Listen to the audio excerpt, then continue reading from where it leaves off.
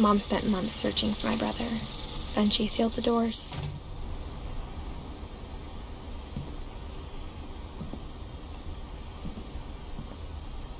Whatever Milton had found in the house, Mom didn't want it getting out.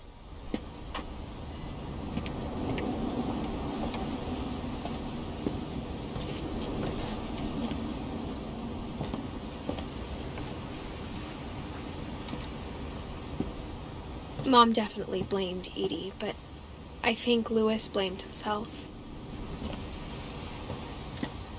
After he graduated, he just spent more and more time in his room, until Mom got him a job at the cannery.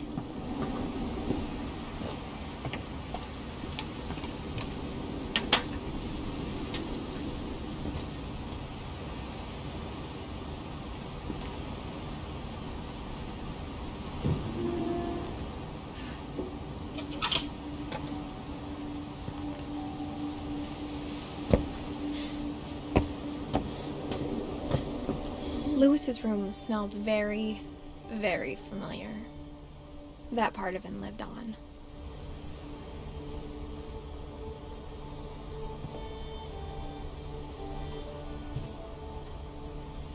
Louis and I spent a lot of time playing games together, but he was surprisingly bad at them. He died a lot.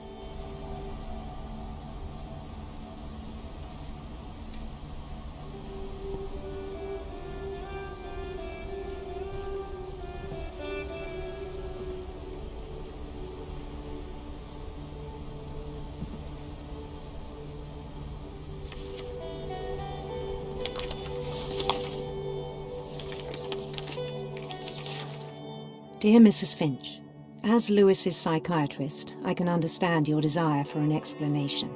As I see it, the trouble began in January, shortly after we convinced your son to seek treatment for substance abuse. Newly sober, I believe Louis first noticed the monotony of his daily life.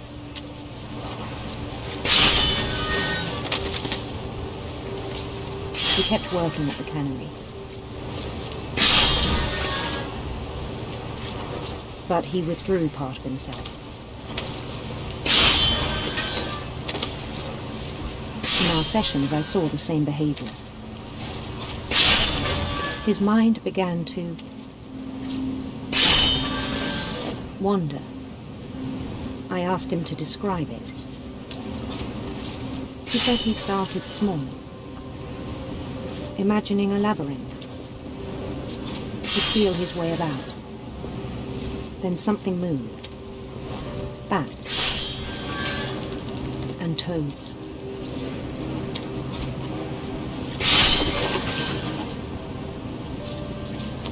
And things that have not names.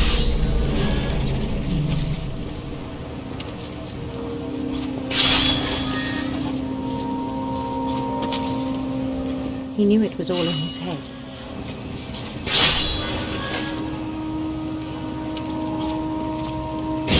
He took it very seriously. I had hoped he'd find himself.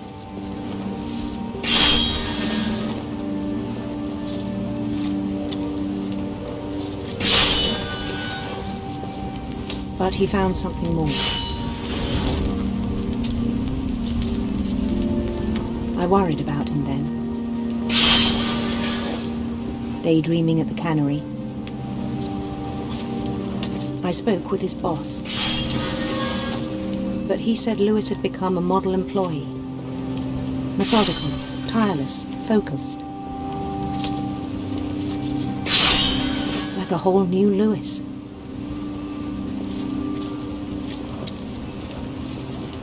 So I let him go on.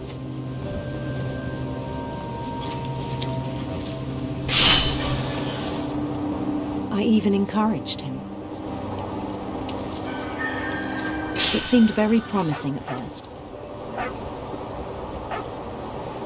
He told me he'd made a new friend.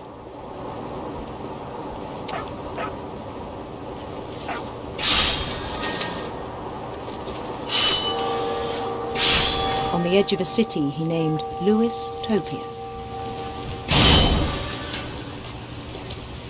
He built the city up slowly, brick by brick. Then he made musicians.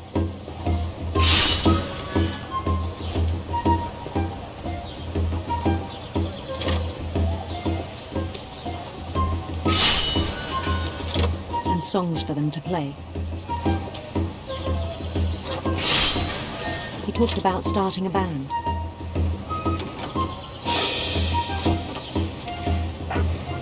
But he was always humming something. Every day his imagination grew stronger. He no longer spoke at the cannery, but his chopping was as reliable as ever. Then one day it struck him that all the cheering crowds, even the stones under his feet, were all in his imagination, so he could do whatever he wished.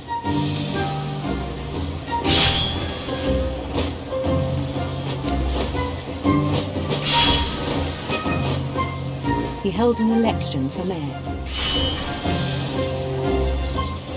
and he won.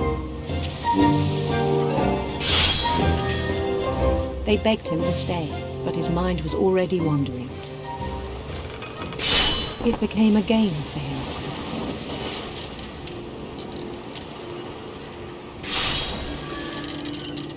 He'd conquer a city, then immediately push on. New Louisville.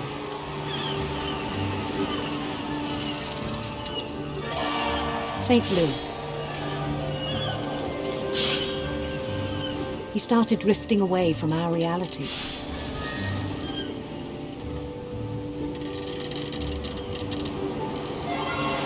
Minneapolis. Until one day he forgot to go home from the cannery. Even as his mother pleaded with him, part of Louis kept sailing on.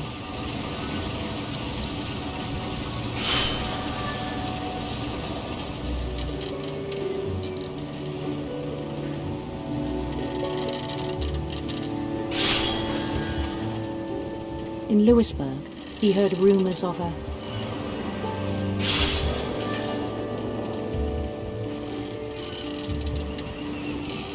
handsome queen.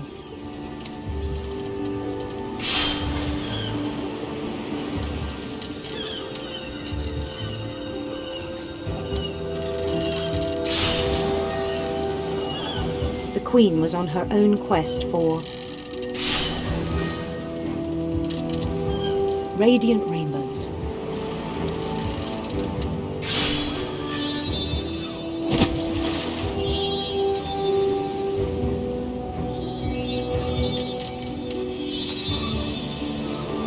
He followed the sound of her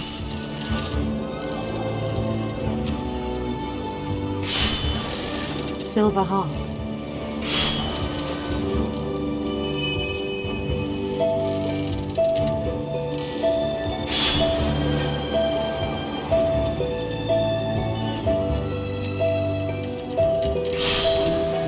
His chase led him to a golden palace east of the sun and west of the moon. Even then, his logic remained sound.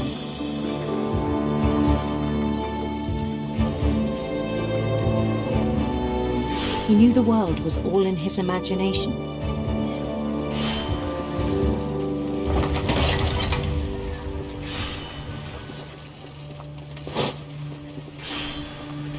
But he was so proud of having created it. In his own eyes, he'd become something greater than a king.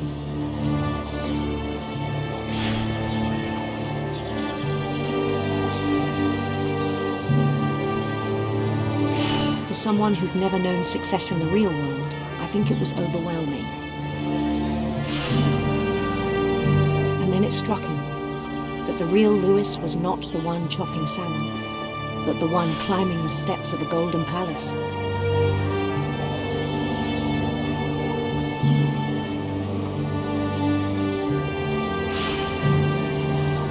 My imagination is as real as my body, he told me. It was hard to argue with him.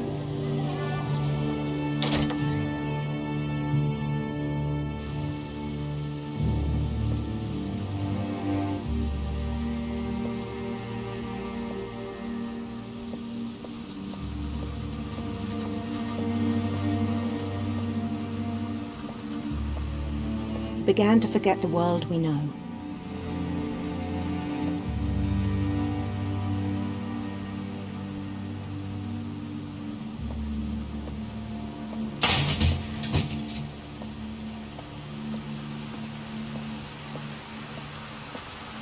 I think it pained him to remember Lewis, the cannery worker.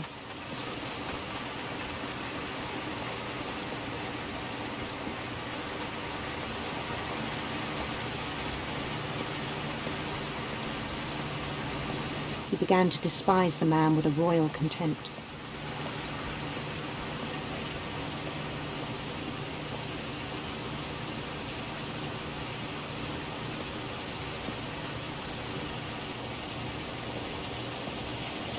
I still thought I could save him. Even after he said he was being crowned king over all the lands of wonder. The palace would be packed with his companions.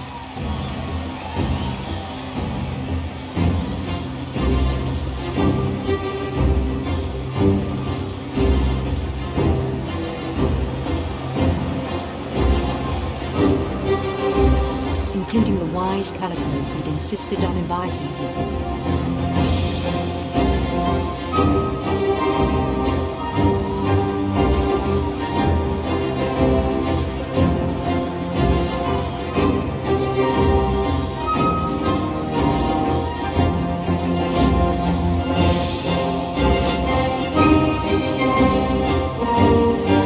His queen waited, holding his crown.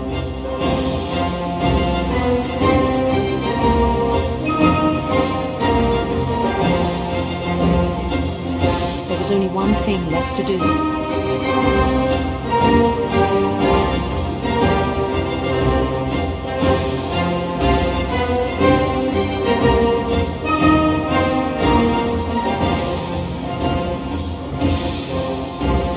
Bend down his head.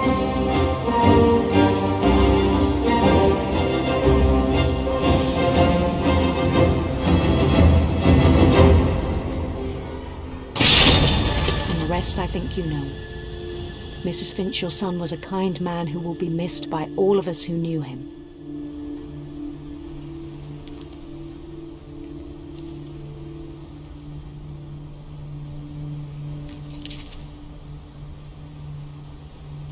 My brother was really cool.